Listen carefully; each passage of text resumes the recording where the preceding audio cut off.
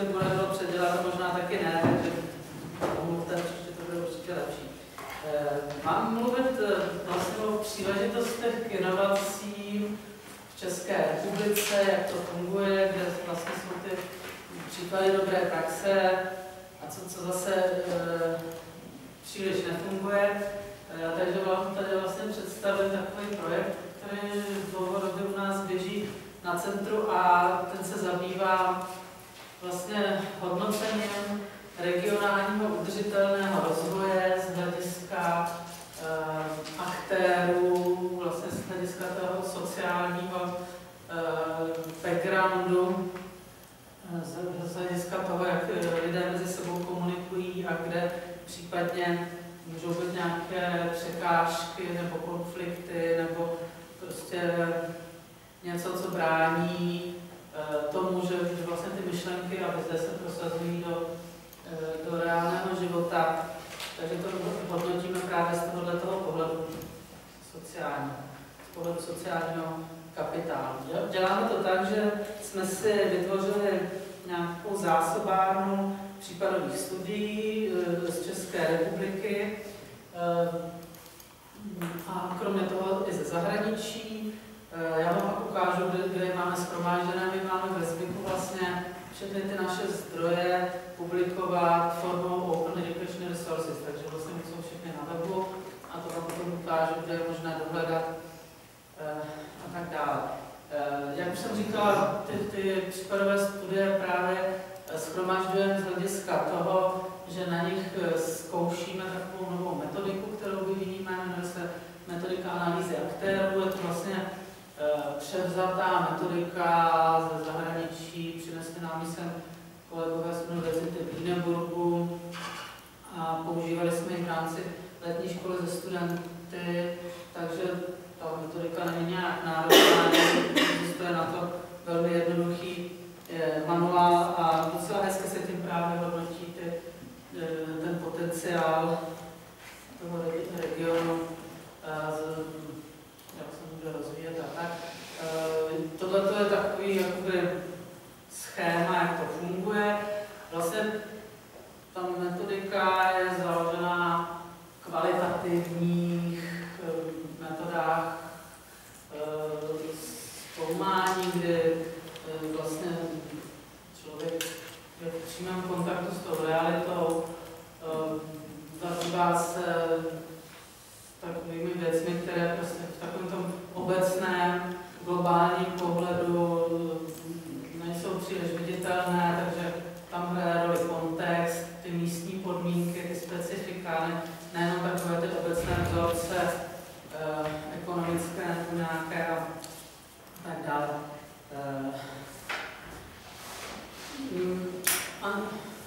Jako bude to ze začátku to bude trošku takový jakoby teoretičtější, ale říkám, nedokázala jsem se tomu vyhnout, protože jsem to úplně nestihla překopat do té prakticky využitelné podoby, takže vlastně ta metodika analýza, kterou kromě toho, že se dá používat jako výzkumný nástroj, takže se velmi často používá pro v praxi, to znamená především například v rozvojových zemích, když přijde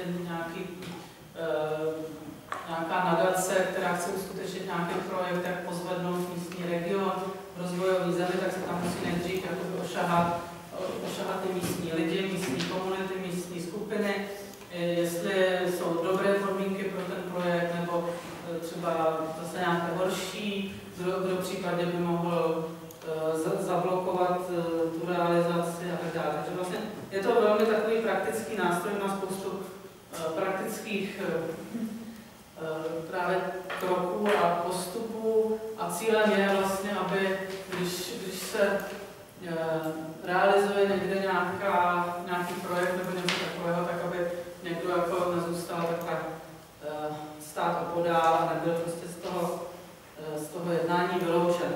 Takže když potom se to jsou prostě ty praktické nástroje na to, učí se kdo vlastně je aktér a tady v této výseči jakoby měli být ty nejdůležitější aktéři, kteří jako hráli největší roli v tom regionu, pak mapy aktérů, mapují se vztahy mezi nimi a tak dále. Já to tady nebudu moc rozvíjet a teďka vlastně my jsme si, jak jsem už říkala, vytvořili takovou databázi těch případů regionálního udržitelného rozvoje a no, to tady můžu takhle promítnout.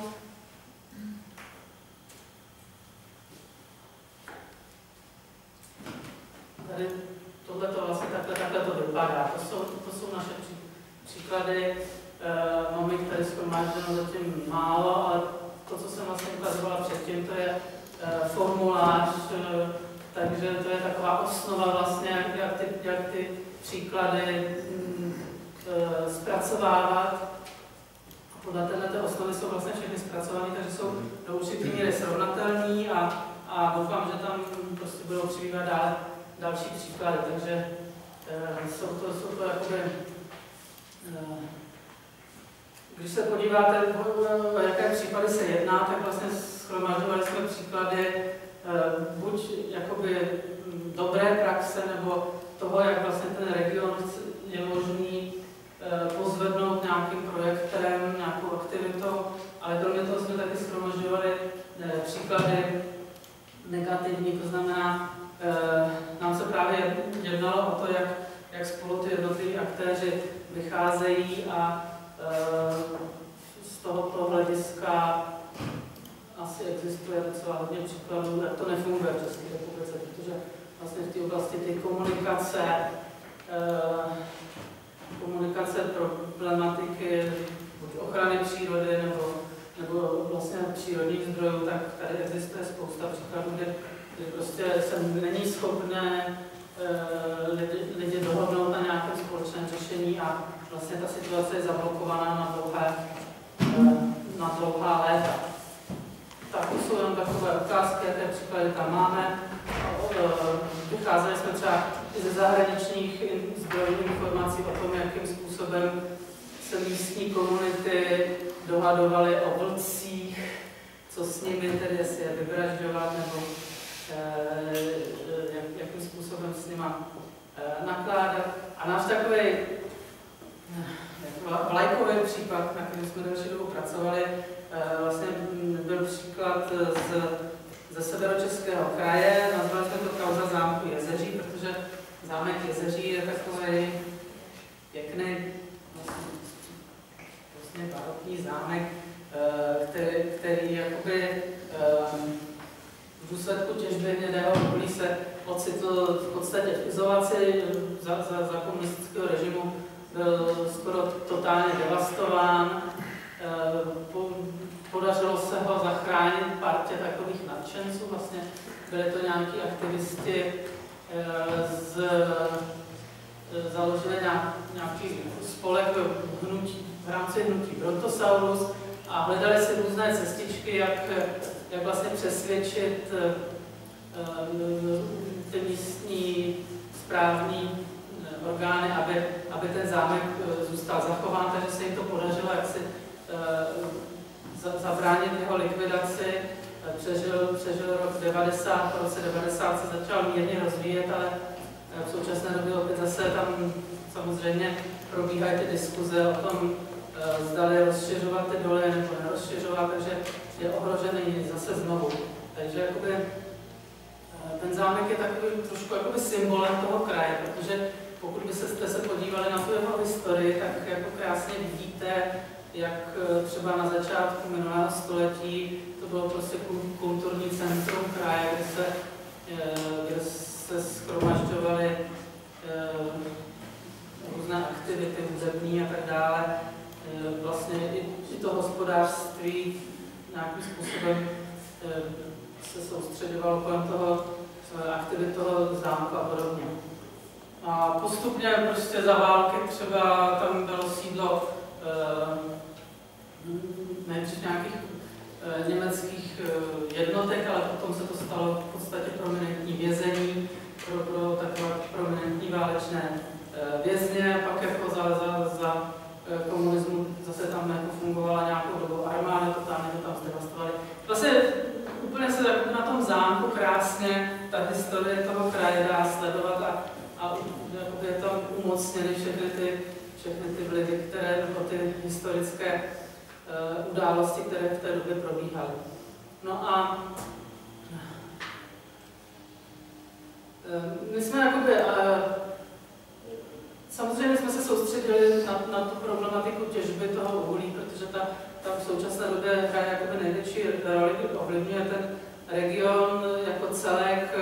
Je to takový fenomén, který se nedá přehlédnout, takže my jsme si tam snažili vytipovat, jaký aktéři tam vstupují do toho procesu. Tady jsme si dali nějaká kritéria, která jsme na těch aktéry pozorovali.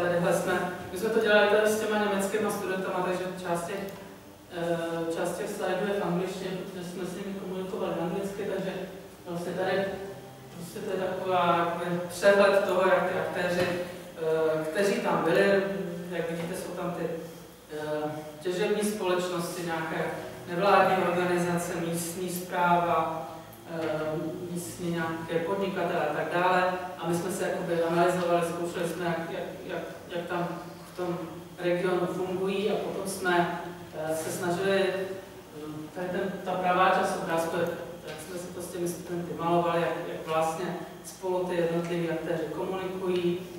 Namalovali jsme si takovouhle krásnou mapičku, kde jsou vidět vlastně ty primární, sekundární aktéři a kde by mohly být nějaké potenciální zdroje konfliktu mezi nimi. Co nám z toho vyplynulo, snažili jsme se právě s těmi studenty, nebo spíš jsme podporovali ty studenty v tom, aby zkusili vymyslet, jaká rozvojová řešení v tom regionu jsou možná. A dostali jsme docela zajímavé výsledky. Právě jsme to zkoušeli dělat podle těch aktérů, co ty jednotliví aktéři chtějí, jaký jsou jejich vnitřní zájmy, a potom jsme to dávali tak nějak dohromady. A vyšlo nám tady těch 8 návrhů vlastně pro rozvoj toho regionu. Zase nebyl to žádný vědecký postup, bylo to spíš takový brainstorming všeobecný, ale myslím si, že ty body docela ten region hezky charakterizují. Tak prvním bodem bylo zavést nějaké demokratické mechanismy na všech úrovních. Asi to tam v tom regionu prostě nefunguje úplně dokonale, protože tam jsou různé korupční kauzy a podobně. Potom ty studenti vymysleli, že by bylo dobré vytvořit chráněnou krajinnou oblast Krušné hory, což do jisté míry vlastně jsou to jediné hory, které nejsou nějak plošně chráněné. V důsledku toho tam probíhají různé takové podivné aktivity, jakože ty pozemky, které tam jsou, tak vlastně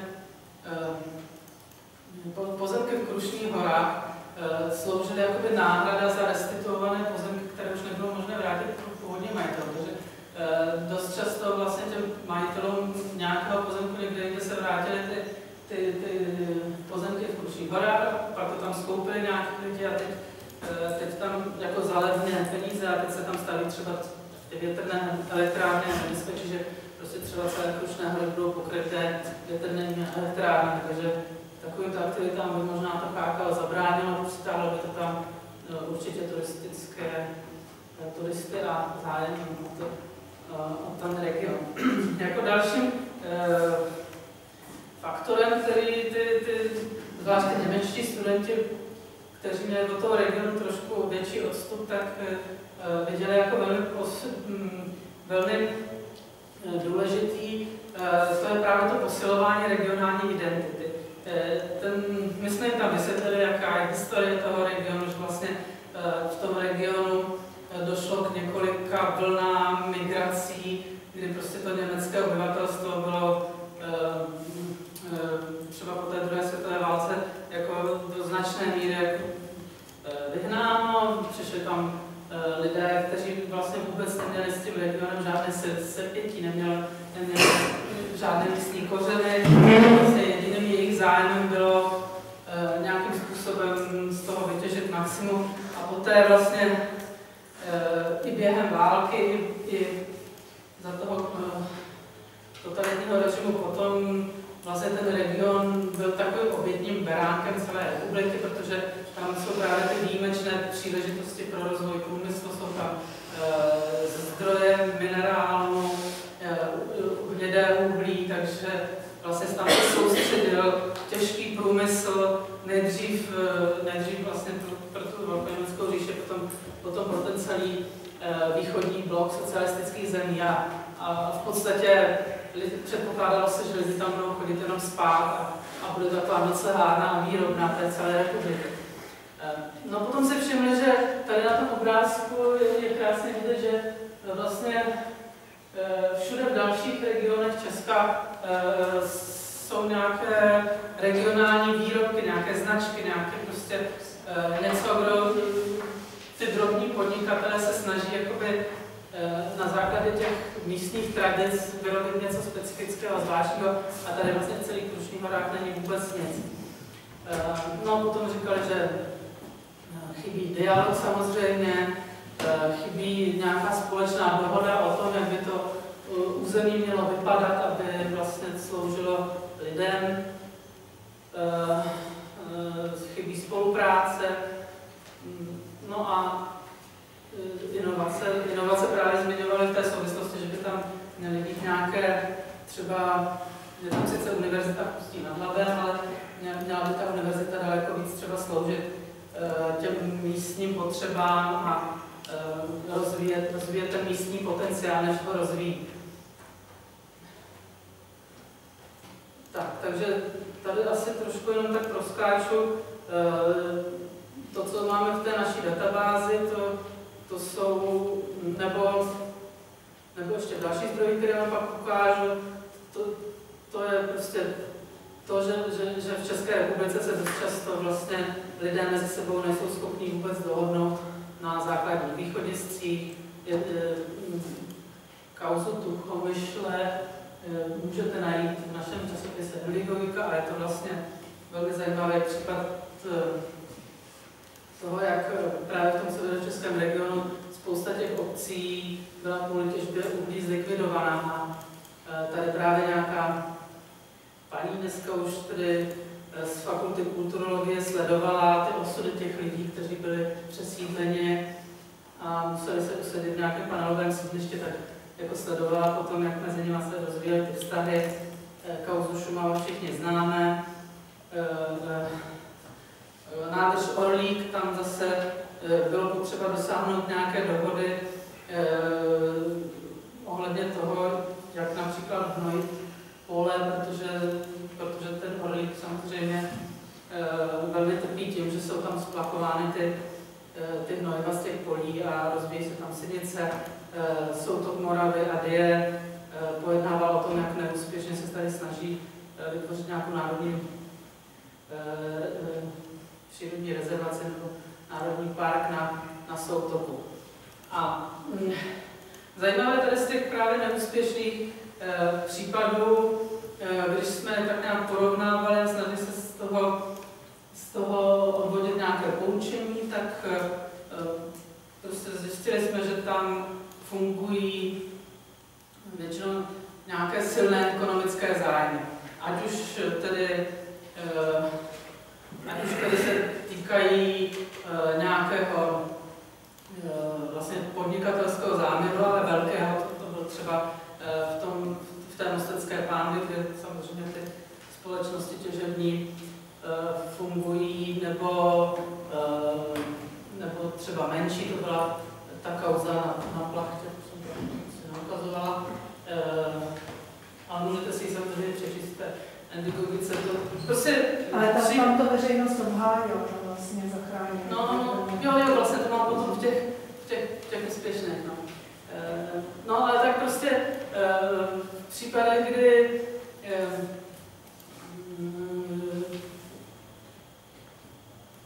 ti velcí podnikatelé nebo ty zastánci těch hospodářských ekonomických zájmů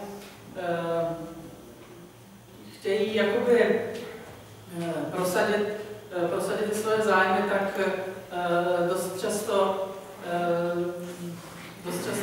prezentují jakési týkající se ochrany přírody nebo udržitelného rozvoje jako ohrožení místní prosperity.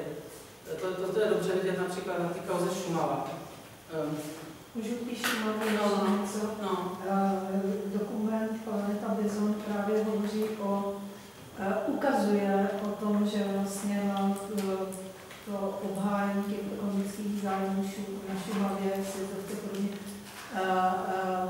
čili pro to kácení byla ta první jedna agentura, pak ještě další 3 a ty manipulovali jak s vědeckými daty, tak s veřejností. Proto vznikla stínová vědecká rada, která vlastně psala, říkala, že to, co nás vlastně není pravda, ale zatím prostě silný ekonomických zájmů, zvláště ta agentura, která nám byla s veřejností třeba mezi místní obyvatele došly a řekli 1, 2 věta, ale ta byla promyšlená a ty lidi do dneška jsou vlastně proti těm takzvaným proti ekologickým aktivistům, že když tam přijede někdo třeba z univerzity, tak nebo nějaký autor, který neznají, tak jim to týkají nimi. A pak to bude ještě správně volená slova v článcích, novinách a spoustu dalších. Právě jako ta kauza Šumava je jedním z důvodů, proč se vlastně touhletou metodou zabýváme, protože si myslíme, že ta práce s těm jakoby názory veřejnosti není úplně férová, že oni tím, že vlastně se to pořádně tomu nevěnuje pozornost, neučí se třeba právě ty aktéři, tak oni jsou schopni tohoto, přesně co říkáte, manipulovat s tím veřejným míněním, říct, že starostové místní obcí, tak to je všechna veřejnost a jakoby, že jediný demokratický postup je vlastně dát na ty názory veřejnosti, ale když se to pořádně rozanalyzuje, tak tam vstupují do hry nejenom ty místní lidi, ale prostě vlastně je to národní park, tak je to celonárodní zájem, je tam zájem IUCN, organizace na ochranu přírody, takže těch zájmů je tam víc a musí se to nějakým způsobem kompenzovat všechno dohromady. No. Tak, abych zase nebrala příliš moc času, my jsme se trošku zaměřovali na to, jakou roli tam hrajou odborníci, takže vlastně u těch negativních příkladů byly dost často využívané odborné posudky ve prospěch třeba těch těžebních společností samozřejmě. Měli jsme svoje experty, kteří vytvářeli studie na objednávku a podobně.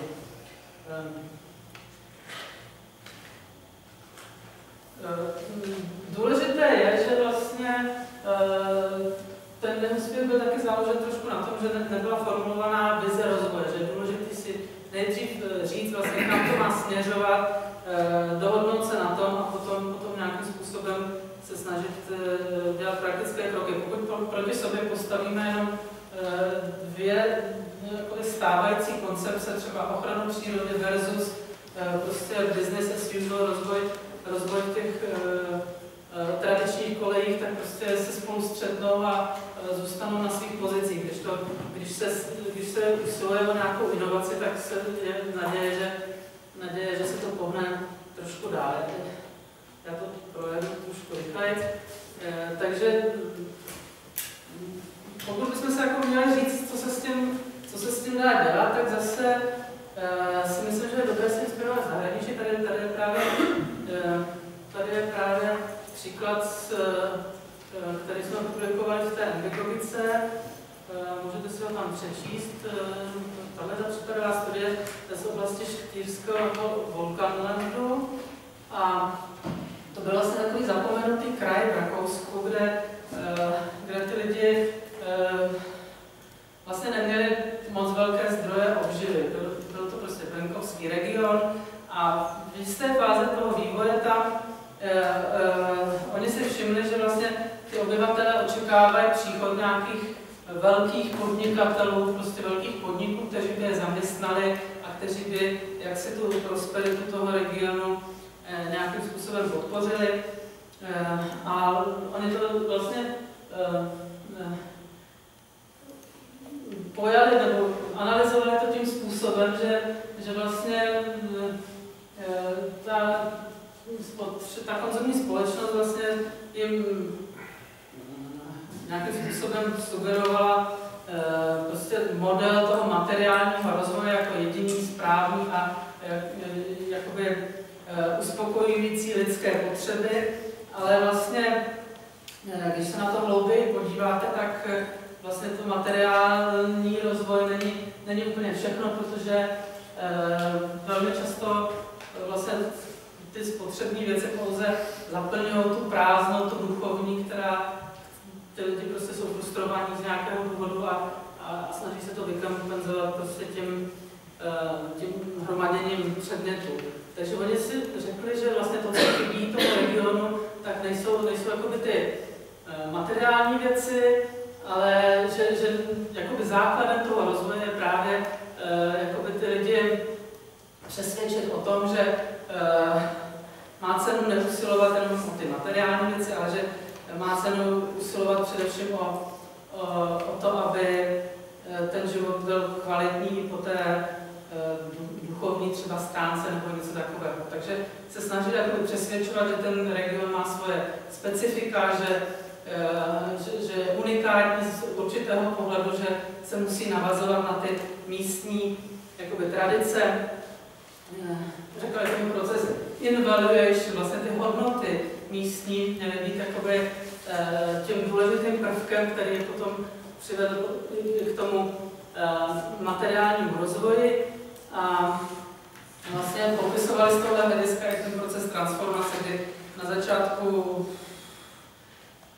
prostě ty lidi si nevěřili, mysleli, že jak si ten rozvoj bude přinesen zvenčí, ale potom, když jakoby získali nějakou sebedůvěru a nějakým způsobem si vytvořili vlastně ty zdroje toho rozvoje v tom místě, tak vlastně se pozvedla i ta ekonomika. Oni vlastně dokázali tím, že nějakým způsobem pracovali s těmi místními komunitami, tak asi, já nevím, během několika let se z toho regionu opravdu dosti zaostalého v rámci Rakouska, tak se stal docela prosperující region, který má jakoby nějak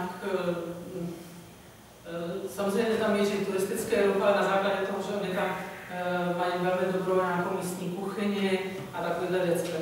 Takže vlastně ten region opravdu pozvedli prostě na tomhletom principu. Bylo to v Dolním Rakousku? Ano. Ne. To je? Ne, to je... Dolní Rakousko? Ne, to je na jihu, na východě od Štyrského Hradce. No. To jsou... To je u hranice Slovenska. Mně stačí, že vím, že to nebylo v Dolním Rakousku, protože v Dolním Rakousku mají tu vizi, že vlastně každá obec je něčím specifická, unikátní a vlastně oni je nějak navigují nebo motivují, aby našli ty obci to, co je pro ně tam unikátního, jedinečného, čím jsou jedineční a ať vlastně si plánují, jak to vyzdvihnout. Tak třeba mají makovou obec a v okolí našich polích se pěstuje několik druhů maku a přijde si do hospody pro snídaně, sobráskou makovou a jídla jsou maky a jinak jako ten mák se moc nepreferuje, ale tam prostě tam to je pak je obec, která asi se nám těžil kámen, takže mají tam přebytku různých druhů šutrů a dělají z toho i takové jako turistické atrakce, nebo bylinná obec a mají tam enklávy různých druhů bylin, na co se používá všechno o bylinkách. A my vlastně ty témata trošku přejímáme na kraji Vysočina, kde už máme bylinkářskou obec. Jsou tam nějaké spolupracující projekty a takže máme i ten katalog těch různých zaměřených obcí. No, jako, zajímavé na tomhle příkladu právě je, že vlastně ten proces dost nastartovali lidi z univerzity v Grácu. Oni vlastně tam mají katedru geografie, která se těmito regionálními problémy zabývá, ale právě se jimi nezabývá, takže by jako analyzovala, popisovala, psala vědecké články, ale že oni opravdu chodí do těch míst, jako fungují tam s těmi místními samosprávami a nějakým způsobem reflektují jejich potřeby a snaží se vymýšlet jako strategie, jak je naplnit. Tak tady jsou ty další pozitivní příklady. které máme v té databázi. Já bych se zastavila právě u té hostetínské moštárny. Nepodařilo se nám sem pozvat lidi z Hostětína, když jako o to měli zájem, ona Gary se mnou telefonovala a říkala, že by jsem chtěli se podívat, ale nějakým to nevyšlo, takže možná ten příklad znáte. Hostětín je malá obec na Jižní Moravě, na jihovýchodní, nepříliš daleko od Brna, a oni tam vlastně začali tím, že ta obec měla stop stav na rozvoj, protože neměli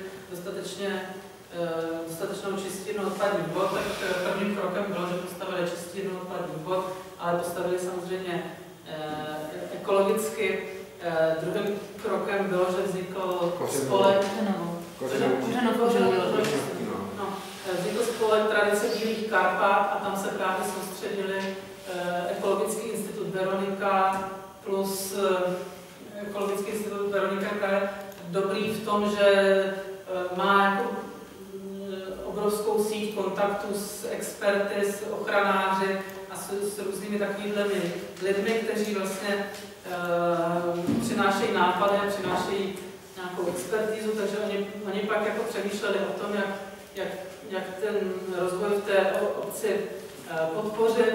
Vymysleli, že by se mělo navázat právě na místní tradiční výroby a to především chtěli zachovat jaksi staré nebo tradiční odrůdy jablek.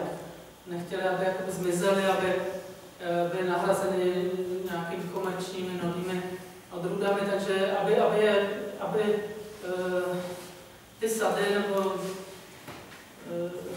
třeba ty jablonové, ale jsou podle cest a tak dále, tak aby byly prostředky na to, aby se nějakým způsobem obnovovaly, nebo by i ty jabloně pěstovaly zvlášť, tak vymysleli teda projekt moštárny, založili tam moštárnu a vyráběli prostě mošt místní, prodávali ho a byli celkem právě ekonomicky úspěšní.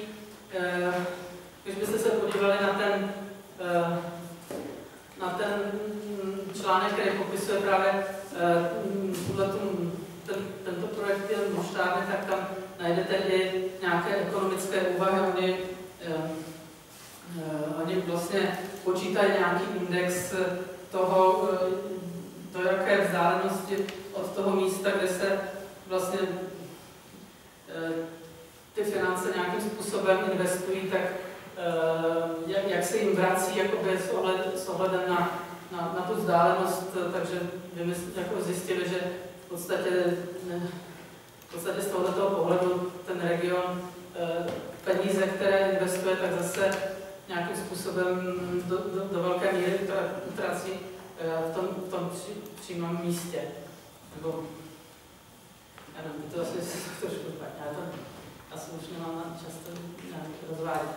Takže jakoby, pokud zase se podíváme na ty faktory, které pomáhají tomu, aby ty projekty na té místní úrovni byly nějakým způsobem úspěšné a vedly k dlouhodobému, tedy udržitelnému rozvoji, tak dost často tam jsou právě ty externí experti. A důležitá je právě ta vize, že jakoby se vymyslí nějaký dlouhodobý projekt rozvoje, který pro ten region, právě jak tady říkal, přináší nějaké zásadní inovace. Důležité je také, jakým způsobem se těchto projektech komunikuje, to znamená, kdo všechno je zapojen do realizace, aby se nevynechali nějací aktéři.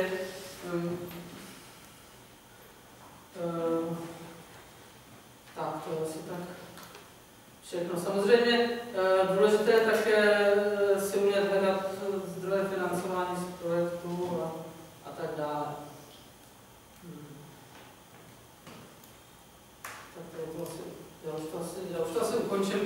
Vlastně další informace vám tady, až vám předám tady tuto prezentaci, tak na těch odkazech můžete najít další zdroje informací. My vlastně ty případové studie používáme i pro výuku zahraničních studentů, na to máme zase anglický nějaký zdroj, napsali jsme o tom nějakou knížku a vlastně tu metodiku analýzy aktérů ještě není hotová, vlastně na to máme ještě do konce tohoto roku a budeme ji taky publikovat jako otevřený zdroj. Takže asi s tímhletím skončím. Poděkuji vám za shovívavost teda a doufám, že příště se trošku lépe přizpůsobuje potřebám tohle pozornost.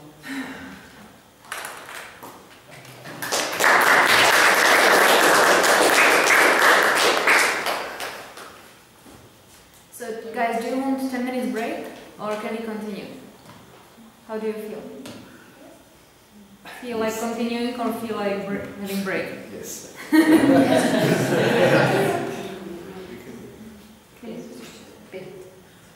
Sorry, I missed that.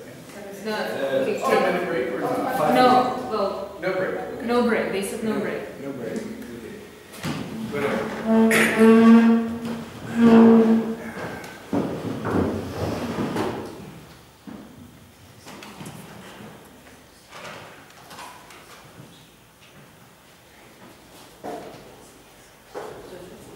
Já to tam pak rovnou na ty prezentace, které na tom mluvil.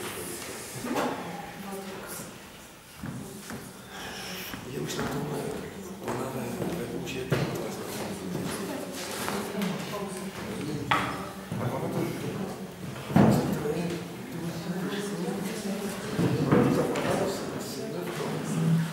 že vlastně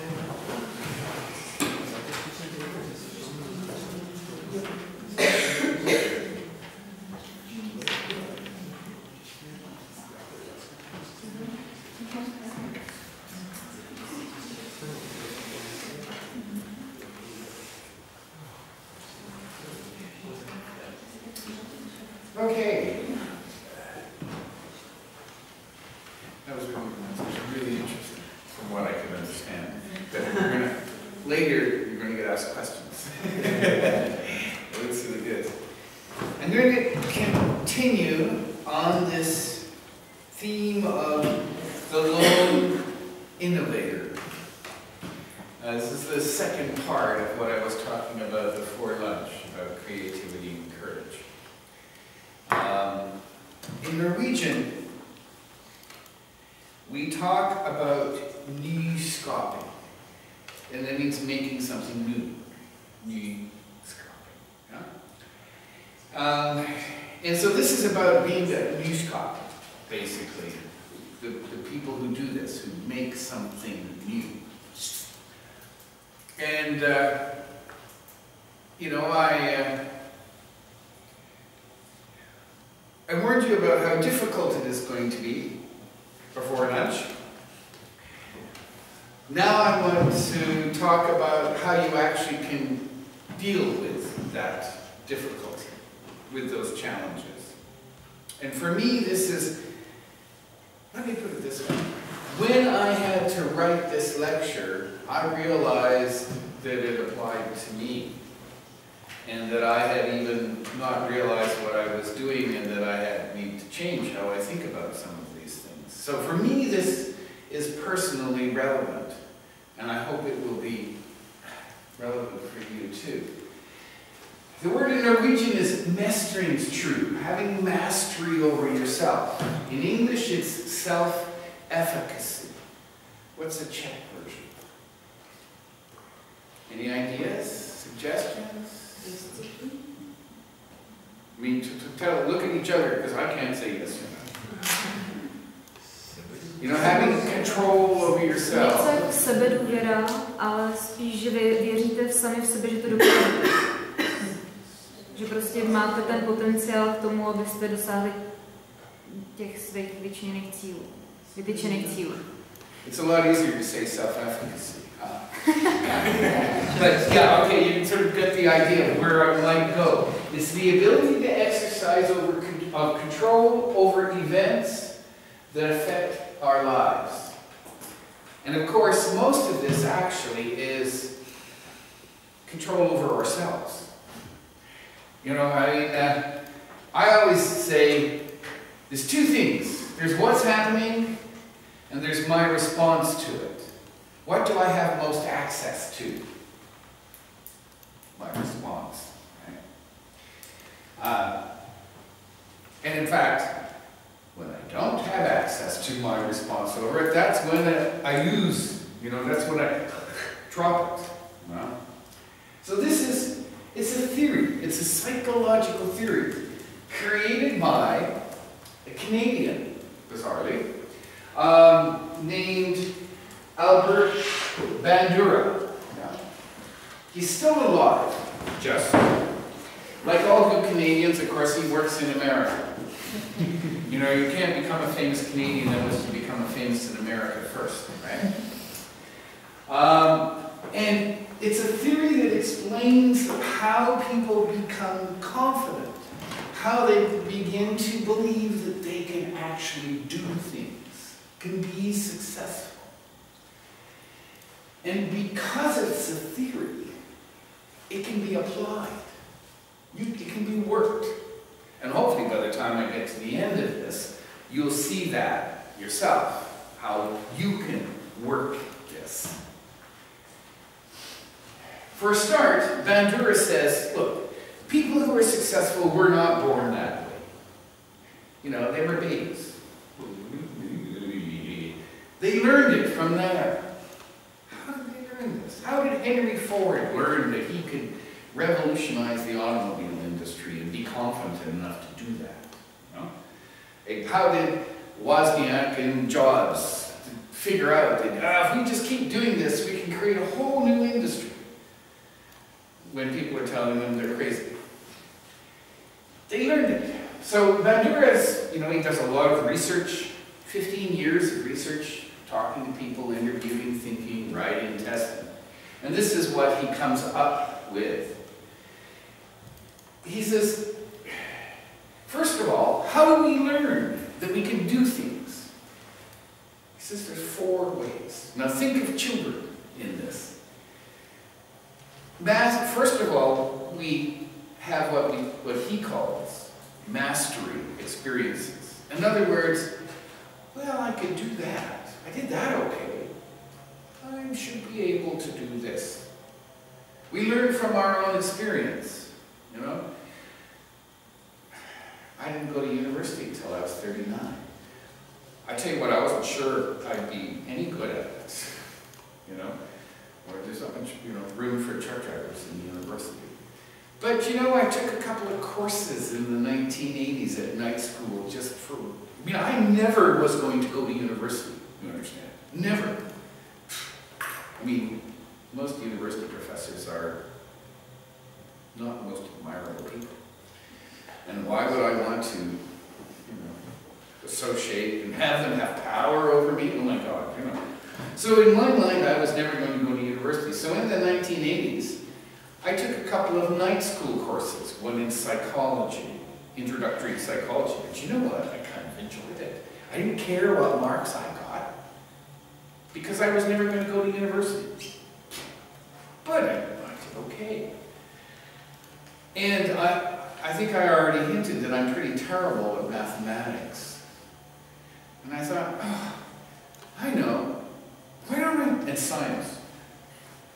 I'll take physics and chemistry, because I don't care what marks I get. I was working full-time, working nights, all through the whole time driving trucks. Physics, I actually got a B in it. Although my physics professor, he kept saying to me, stop asking why. Just learn the theorems. And when you get a PhD, you can ask why. And I'm like, but, why is the left hand electromagnetic rule? Why is it left hand and not right hand? Well, don't ask that question. So it was like, I did okay taking those courses. I'll try. I had a mastery experience. You see, I could find something that I had done that I was reasonably successful at.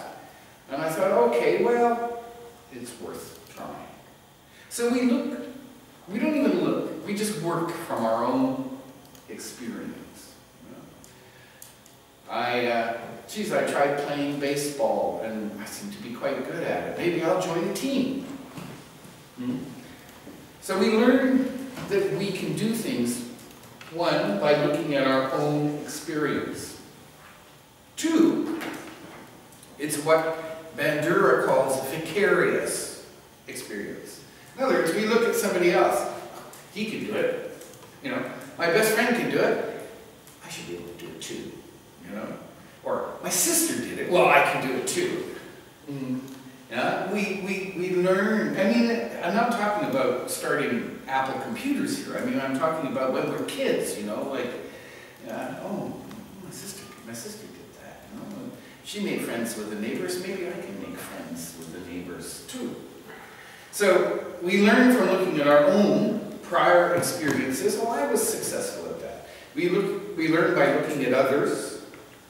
We learn by being told. You know, by our mummies. Come on, Reese, you can do it. I know you can do it. You're a smart boy. We learn from social persuasion. That's not spelled right, is it? Anyways, we learn from, you know, like I said, from looking around us and thinking, well, gee, she did it, so I should be able to do it.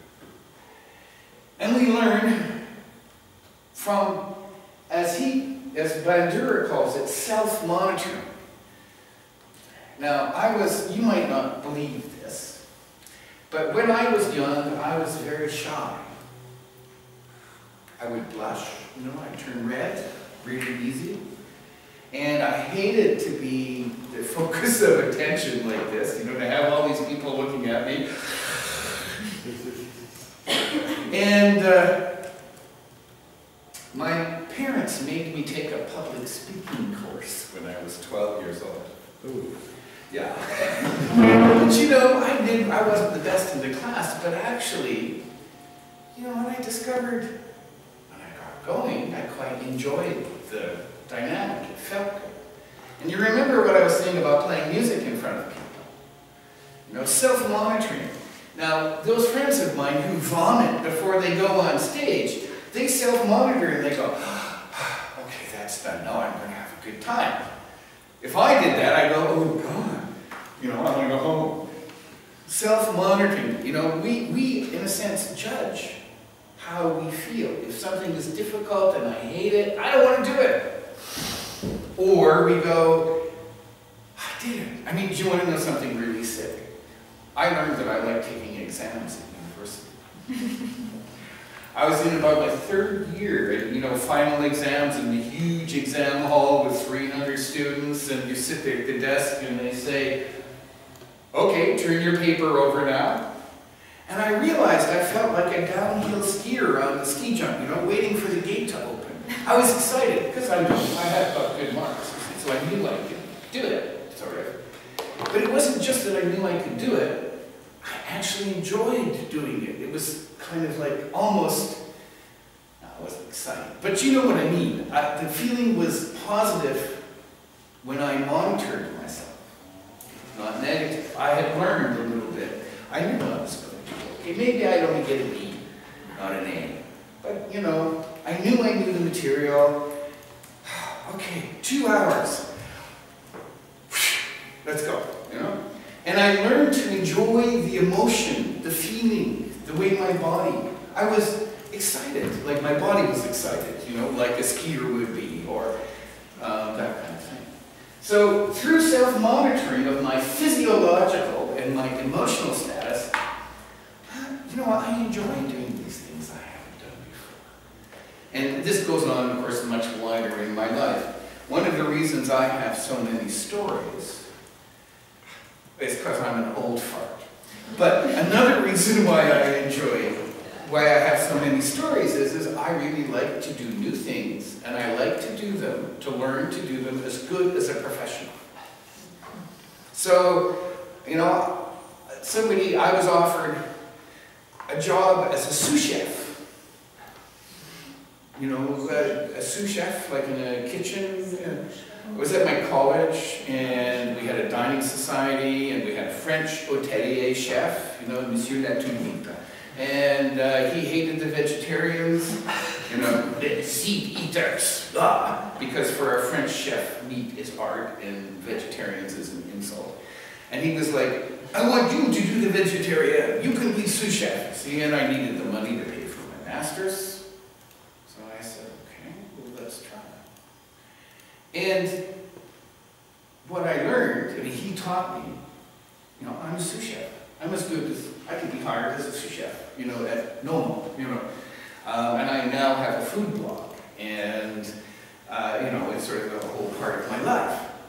I like to be able to do things as good as a professional. And then I get bored.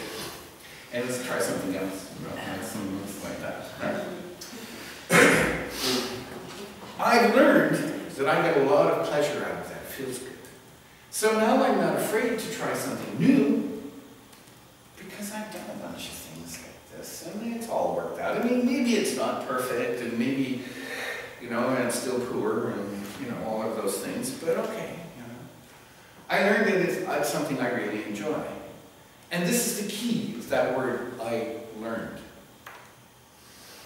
Through looking at my own experience, through looking at the people around me be successful, through what my mommy told me, you know, or my wife, or heaven knows what, you know, and through looking at my own, how I felt, I discovered, I can be, you know, there's some things I can be good at.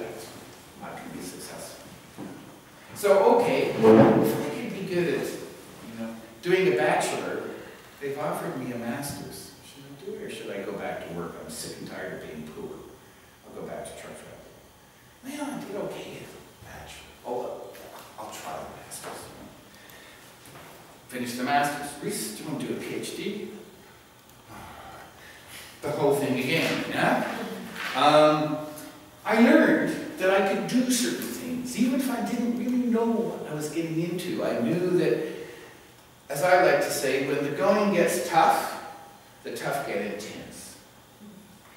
Because that's what it takes. You know, when you get when you throw off all the safety straps, and it's there, and you don't want to get, you know, your piglet holding on to the umbrella, the way you cope is by getting intense. You know, you come, Jesus, this is life or death. I better pay attention, you know? Okay, we'll get there, you know? And I discovered, yeah, that's okay. you know, I know how to be intense. So, we learn these 4 ways, okay? We learn. But it's even more than that.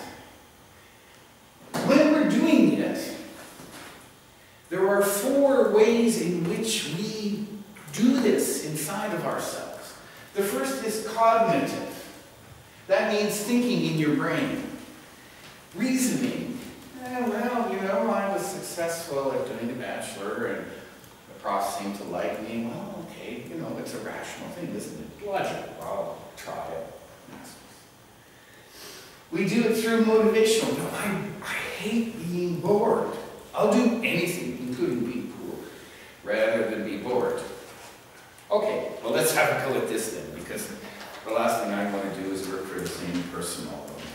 You know, I'll try. There's a motivation there. You know, I'd rather do anything than be bored. Affective processes. How does I feel? What is my emotions? Affect means feelings. How can I?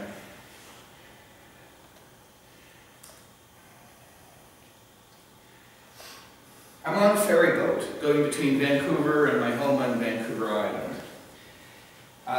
By this point, I'm divorced, and I've been working in the city, and I picked my daughter up, who was with her mom at the time, and we're going to go see a band in Victoria called Crowded House. You know this band, Crowded House? They're from New Zealand. They used to be part of this thing called XTC. And anyways, they were really big at the time. This was a long time ago. And my kid, she was 12, and so she was quite teeny bopper about this band. So I bought tickets to see, come on, we go, she had her best friend. We walk onto the ferry boat, and I go to sit in the back outside in the sun, you know, where I always sit if you're an island person, you know. And there's a bunch of hippies sitting around on the back there, and I start talking to them. I realize they're the band. And so we start talking, but I mean, I'm a musician, you know, and I'm a traveler, and they're travelers. So we start talking about travel, you know, where we've been, where we go, And my kid, who's with her best friend, I got them both tickets, they've been running around doing what 12-year-old girls do. And they come running up towards us, and all of a sudden, Rama stops. And she realizes it's the band.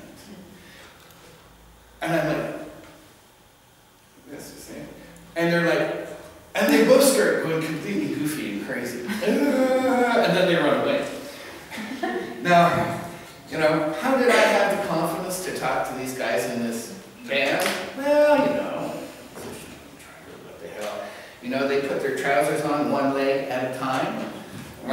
You know, and my experience in the past has been, I know other people like this, that famous people really want you to treat them like they're not famous. Like it's really boring being famous. What's really hard in a famous person's life is somebody who is normal. Oh, I really love your record. You just don't do that. So, okay, I have the confidence, and I feel, it's okay, I can talk to these guys. So in my self-monitoring, I think, yeah, interesting. These guys are from New Zealand. It'd be interesting to hear what they say. You know? So we spent the rest of the, you know, with the band and wives and kids and the whole hippie tribe, you know, and we had a good time. And I was able to do that because I looked at myself and I went, well, I'm as good as anybody else, aren't I?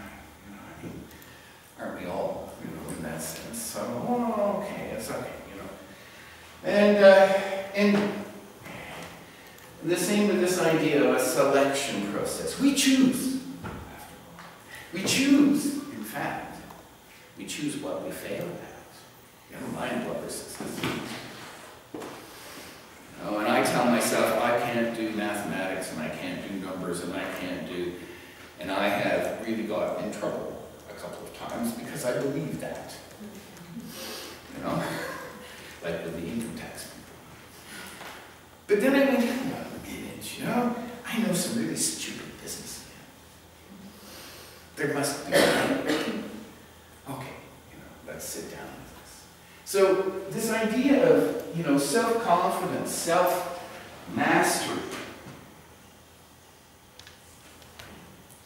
There's 4 ways that we work. We think about it rationally. We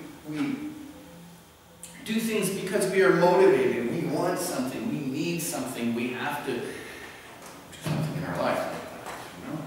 I don't want to be alone, you know? Oh, I'll go talk to that girl. You know, I mean, motivation, yeah?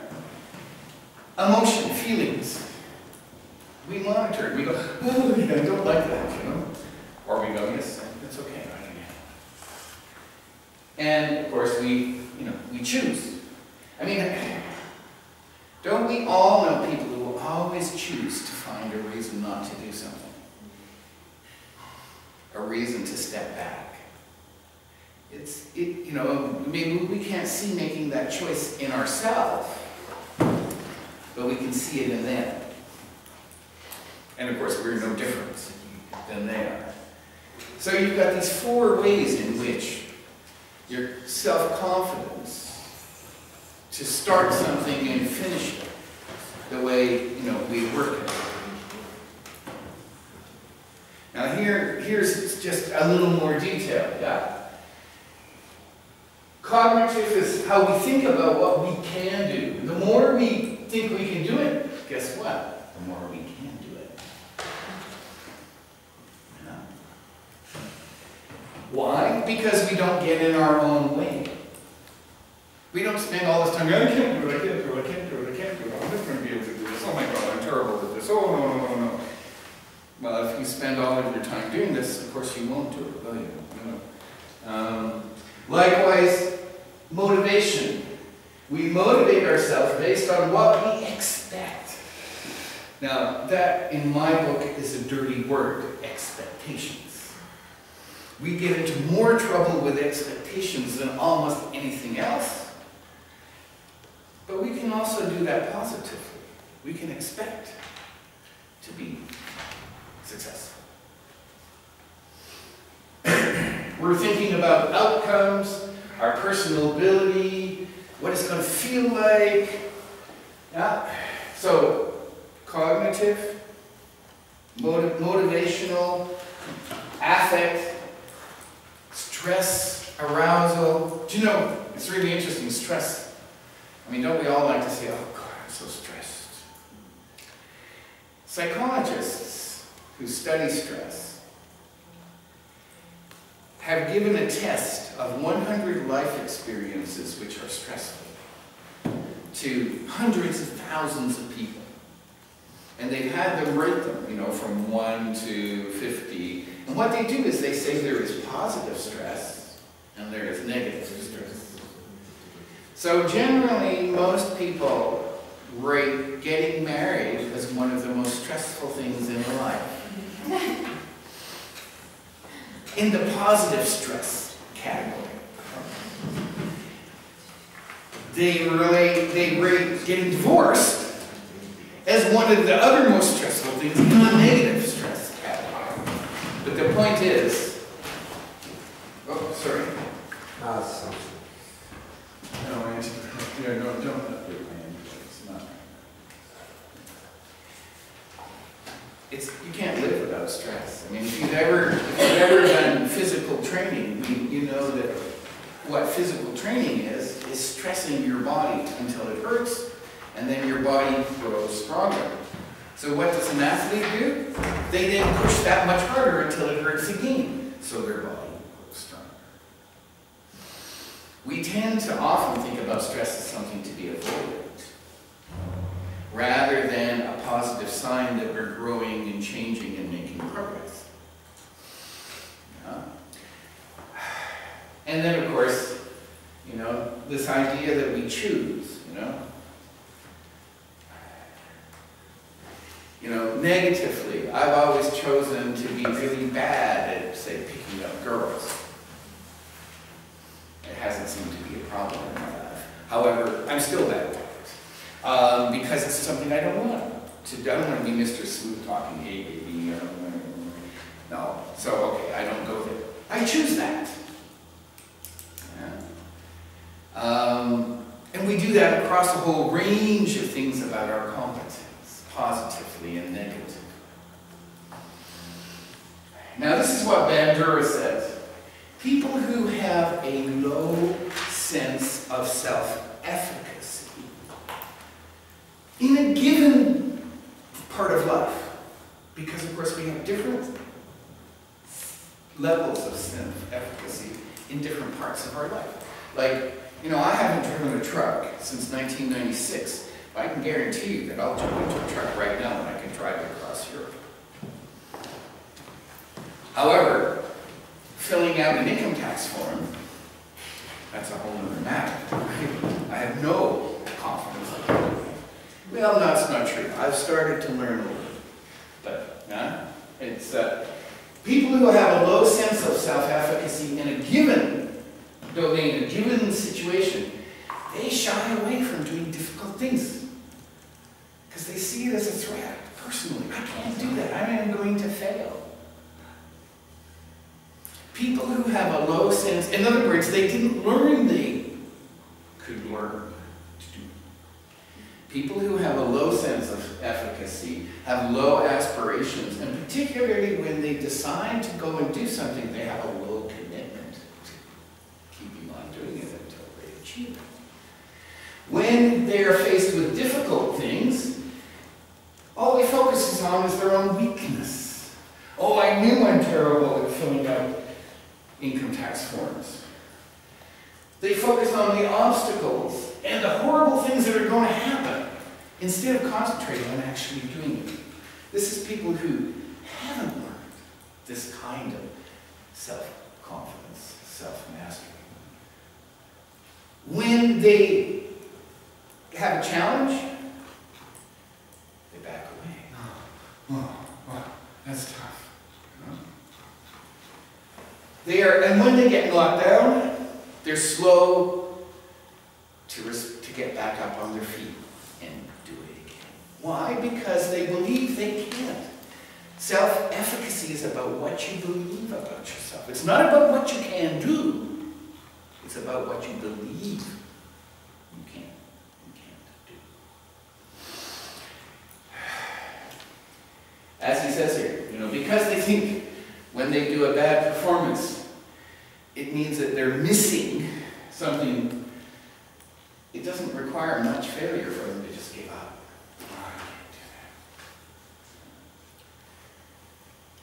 On the other hand, people with a high self-efficacy, high assurance in their assurance of their capabilities in their given domain, like me with my final exams, they see that as a challenge to be taken on rather than something to be avoided. People with a high sense of self-efficacy find it interesting and engrossing to get into it and really get into it until it's done. It's intrinsically rewarding to do that, to get lost in this process until you get through it. People with high self-efficacy set themselves challenging goals and remain committed to do it. I mean, I often say that the skill that allowed me to get a PhD more than any other skill was something I learned in truck driving, which is no matter how long it takes, you're 500 miles away from home, you can't stop. How many times have I wanted to phone my boss and gone, the keys are in the truck, you mofo, come and get it. I'm tired of driving your piece of shit old 30-year-old truck, you know, for no money. It's in Los Angeles, I quit. But then I'd be in Los Angeles, you know, what would I do? I learned that, I mean, a classic example, the very last truck driving job I ever had in Vancouver was hauling garbage out of the city of Vancouver, 300 kilometers through the mountains to the nearest place they were allowed to dump garbage.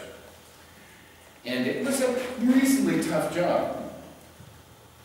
It took 10 hours if everything went right. So one summer, August day, I pick up the truck, I drive into Vancouver, and I'm going to one of these waste disposal stations where they're going to load this garbage on my truck. It's in a kind of warehouse. It's 30 degrees out. It's August.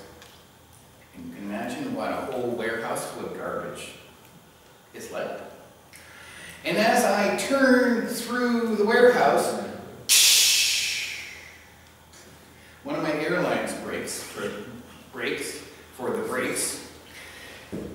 I can't go anywhere.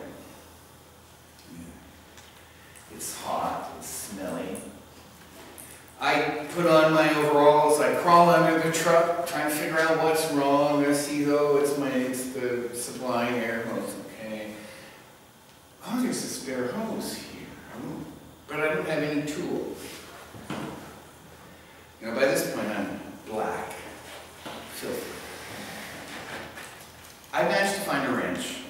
That's not the right one. I mess around for about 45 minutes, and finally I phone my dispatch and say, can't go anywhere. They said, oh, we'll send a mechanic out to you. It'll take him about an hour and a half to get there. So he comes and he fixes. So I'm now 4 hours into my 10-hour drive, and I haven't gone anywhere. And I think they're just going to tell me to go home, because they need the truck back in 10 hours for the next guy to go with it. Go on with it. Go on. So I've already been working 4 hours. I'm covered with garbage and grease and crap. It's 30 degrees outside, and I've still got 10 hours of driving ahead of me. That's the skill that allowed me to get a PhD. You know? It's when I was a kid, I had a toy called a Kelly clown. And it's like this clown-shaped thing with a round bottom, and you knock it over, and whoosh, it comes back up. Knock it over, and whoosh, it comes back up. That's what I had to be on that day of truck driving. I had to be like that Kelly clown, you know, back up. Okay, let's go. 10 hours of driving with a 72-ton truck, you know, no accidents. I'm not falling asleep, no. You know, you can't stop if you want to be successful. And we learn from our own, you know, I could extrapolate from that truck driving experience to doing my PhD. There were so many times I used to joke that when I actually get my PhD, I'm going to become a serial murderer. Because it's the only thing that will replace the level of guilt and failure that I feel for not having finished my PhD on time. little did I know that it never changes. I now say that in this job, in this business, if you don't have at least one project that you're 2 months late on, you don't have enough projects. That's the nature of being a researcher. Right? That's how the system is. There's no point blaming yourself. That's how the system is. Okay, I'm late. I have a book, 2 books, that should have been finished 2 months ago. And they're hassling me. And it's like, sorry, I mean, I've just made 5 funding applications, you know? I mean, I have to set a priority. I'll get it done, because I won't stop. I won't stop. But this is what self-efficacy is about. And this is what success is about. Remember what I said before lunch, in stepping into the unknown, in making this journey of creativity and innovation. Yes? So people who have high self-efficacy, they more quickly recover their sense of efficacy after a failure or a setback.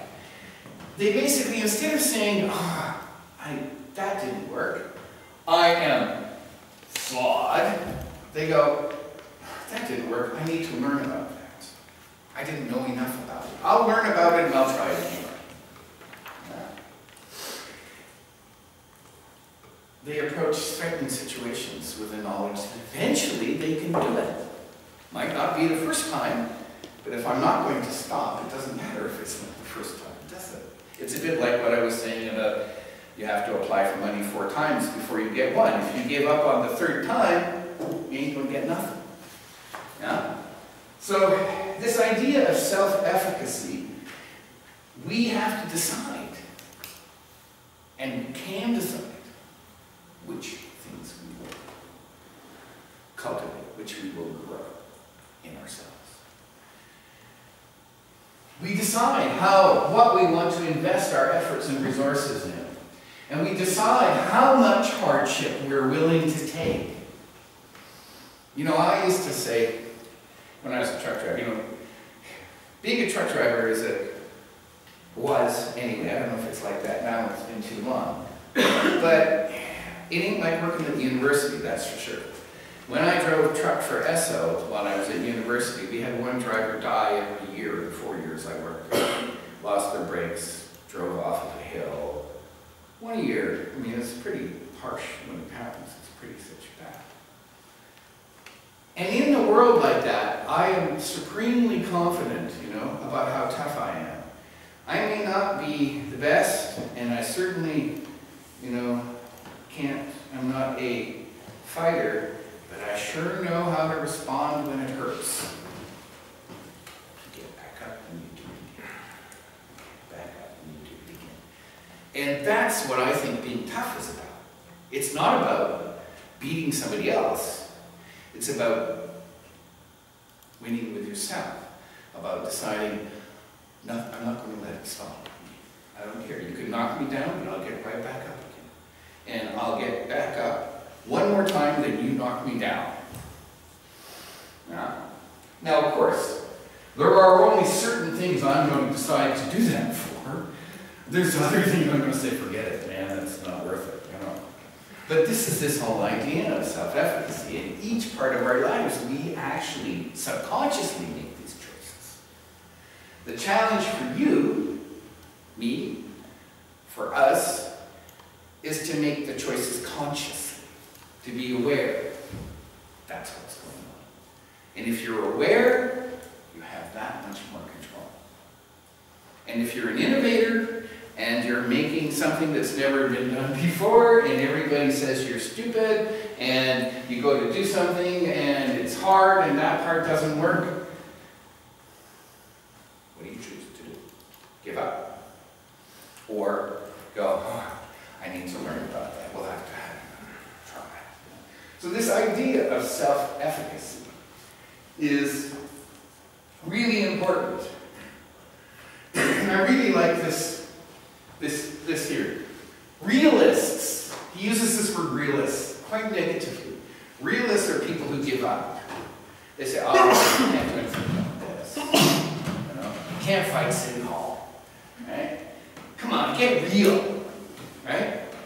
No. Realists might adapt well to existing realities, you know, nice little puppets who do exactly what they're told.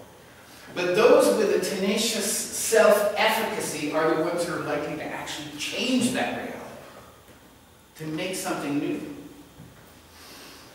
And this, of course, is really, as far as I'm concerned, you know, one of the cores of innovation, of making something new, is it's a journey, it's an inside journey. It's not just an outside journey.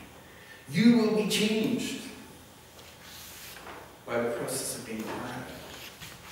Because you will be forced to confront your own self of self-efficacy, your own self of sense of, can I do this, can I not do this, what do I want, you know? And, you know, we come right back to what I was saying before lunch, you know, of course. This is a different author, he's saying the same thing. Innovations always clash with its existing reality. And innovators change that reality.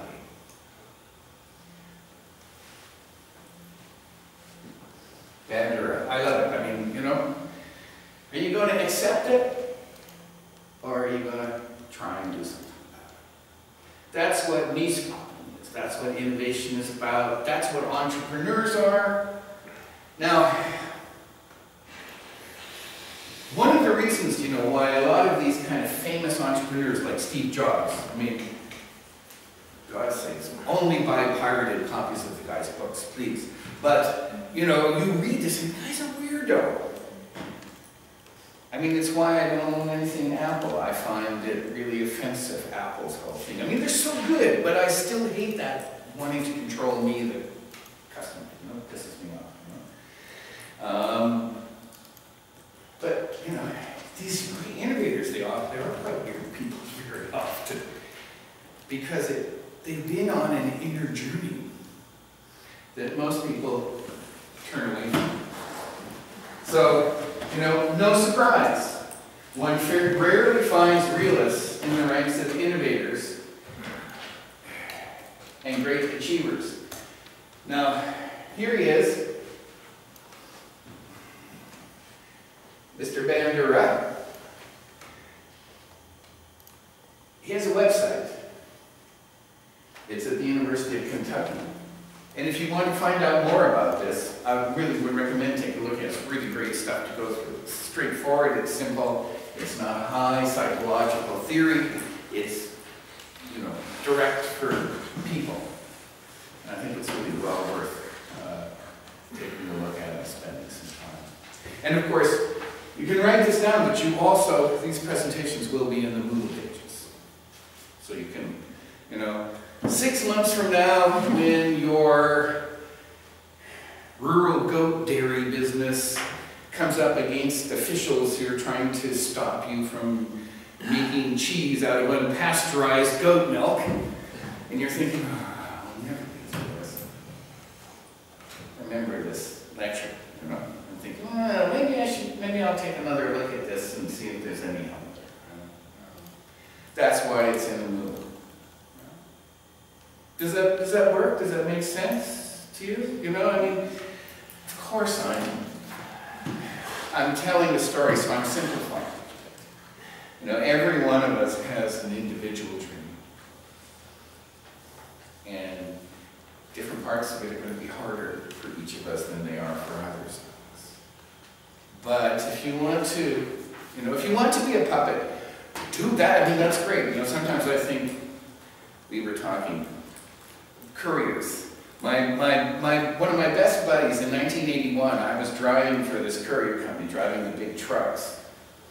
And we'd been to jazz school for a year and a half, and so he became my friend. And we were finished, and I got this job, and he said, "Can you get me a job driving the courier truck?" So I don't know, I can only ask, sure. And he did. He got a job driving the little DHL truck, or it was called Loomis at the time. And he still works for them from 1981. We're still really good buddies, and we always joke about, you know, I say he made the best choice, he says I made the best choice, you know? I mean, he's like, man, you're going to Czech Republic? Wow, that's so cool. I'm like, man, you paid your house off? Oh, You know, I only bought a house 2 years ago for the first time in 20 years. Who made the right choice here? Who can say? Who can say? If you want to be a puppet and follow along, there's lots of important good things about that. It takes a particular kind of strength that I don't have, that my friend has, and I admire him for. On the other hand, it takes a certain kind of strength to do what I've done, and he admires me for it, you know, and it's the source of infinite humor in our friendship, you know. So, yeah, there you go, self-efficacy. One end note. This doesn't just apply to people. This also applies to communities. You can think of communities, and communities learn to fail. Communities learn to be successful as well. You think of international development stuff, you know, black inner city kids in Chicago. What have they learned? They learned to get their shit. They learned that there's nothing. They learned that nobody's going to hire them. They're not going to let them go to university. And very often, the first things you have to do in development projects with communities like that is build up their sense of self-confidence and self-efficacy. And it might be that your community is one that needs to build some self-efficacy as well. And I'll talk a little bit about that later when I talk about the mechanics of community. Yes? Definitely a break now. I'm so, my mouth is so dry, there's no much left. Okay, so 15 minutes and then? Sure. So, yeah. Yeah? What, you want to say 10? No. Okay. All right, 15 minutes, thanks.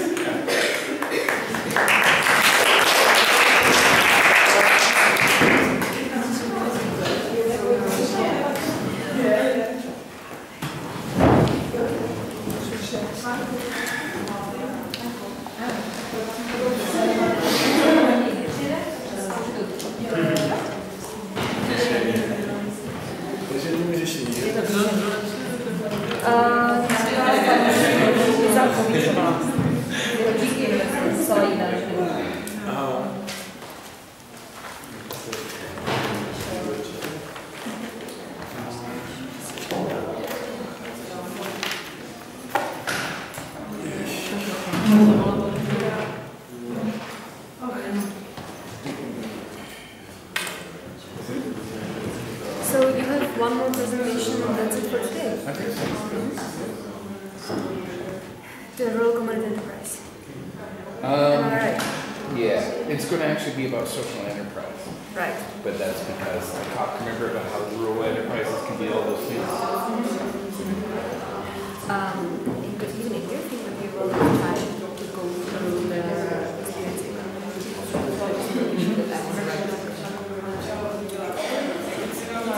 Otherwise, Well, I mean, you know more than me in terms of organizing. I'm happy to do it. otherwise, my support for all arrests is done. You want to talk about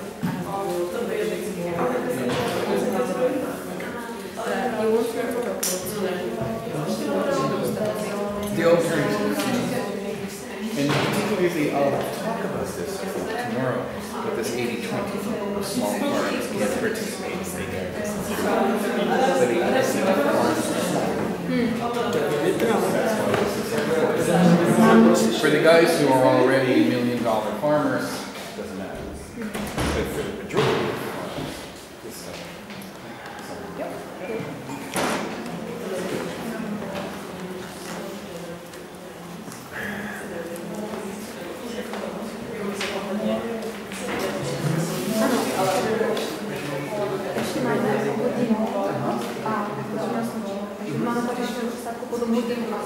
Jo, dobře.